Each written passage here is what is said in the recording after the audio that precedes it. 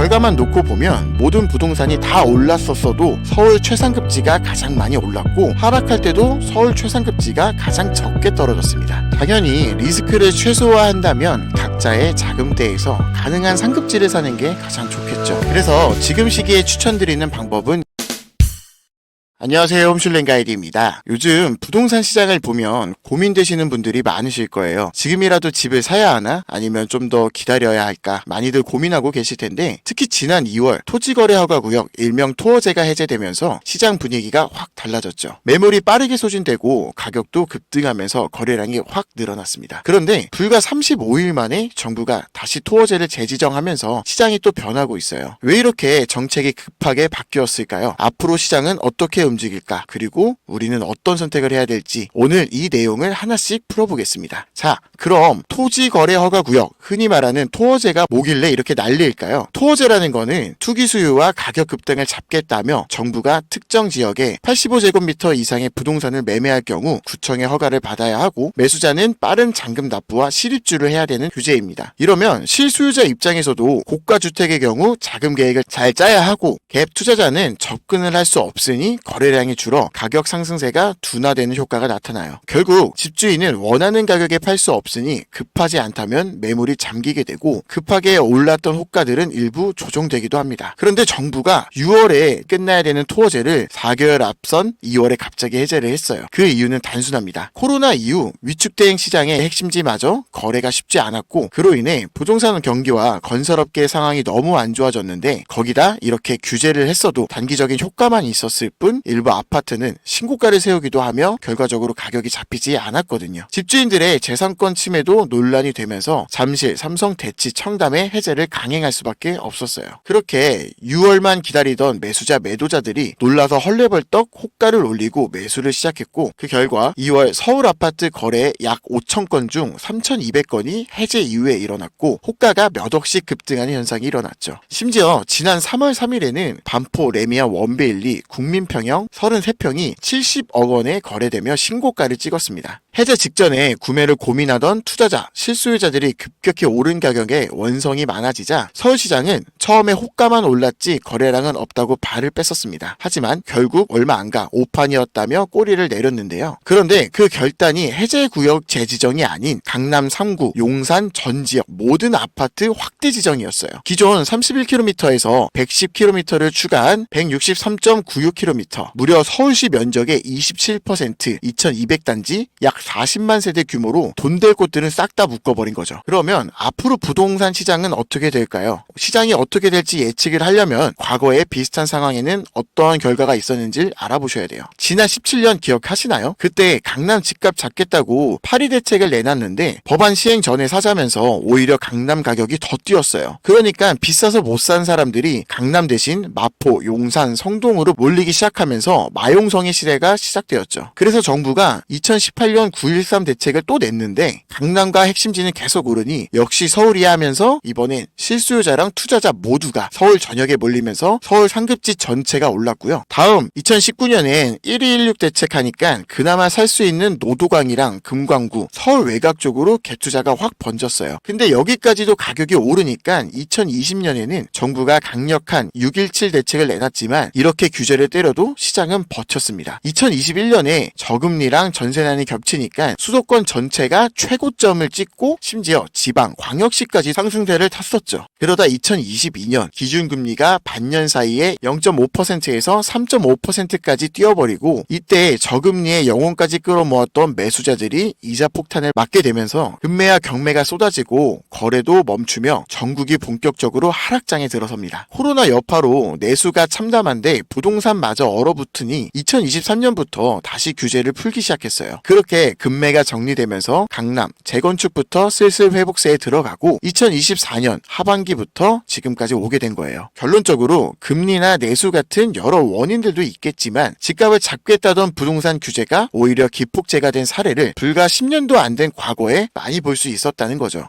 물론 긍정적인 면에서 이러한 규제들이 내수나 건설 경기를 살리는 데 도움이 되긴 했었는데 또 혹시 모르죠? 지금 이걸 생각하고 규제를 했었을 수도 있다. 뭐 이런 얘기도 있습니다. 자, 그러면 이제 우리는 어떻게 해야 할까요? 우선 강남 3구, 용산 여기 다 묶였고요. 금리 인하 추세가 전망되는 상황에 부동산 규제들도 앞두고 있으니까 과거 사례를 보고 서울 외곽이나 수도권, 지방에 좋은 곳을 사는 방법도 있을 거고요. 앞으로 규제 지역이 돼 서울 상급지를 사는 방법도 떠오를 텐데요. 결과만 놓고 보면 모든 부동산이 다 올랐었어도 서울 최상급지가 가장 많이 올랐고 하락할 때도 서울 최상급지가 가장 적게 떨어졌습니다. 당연히 리스크를 최소화한다면 각자의 자금대에서 가능한 상급지를 사는 게 가장 좋겠죠. 그래서 지금 시기에 추천드리는 방법은 경매예요. 경매는 부동산 규제를 받더라도 실거주 의무나 자금 조달 계획서 제출 의무도 없고 대출도 비교적 잘 나오는데 무엇보다 시세보다 저렴하게 살 수 있는 기회가 있죠. 지금 같은 분위기에서는 평소 낙찰되는 가격보다 조금 더 낮은 가격에 낙찰될 확률도 높고요. 물론 그렇다고 영혼까지 끌어모아서 사라는 말은 절대 아니에요. 모든 자산이 그렇지만 변수가 있고 무리하게 되면 경매로 저렴하게 사놓고 다시 경매를 내놔야 할 수도 있으니까요. 그러니까 명확한 자금과 계획을 두고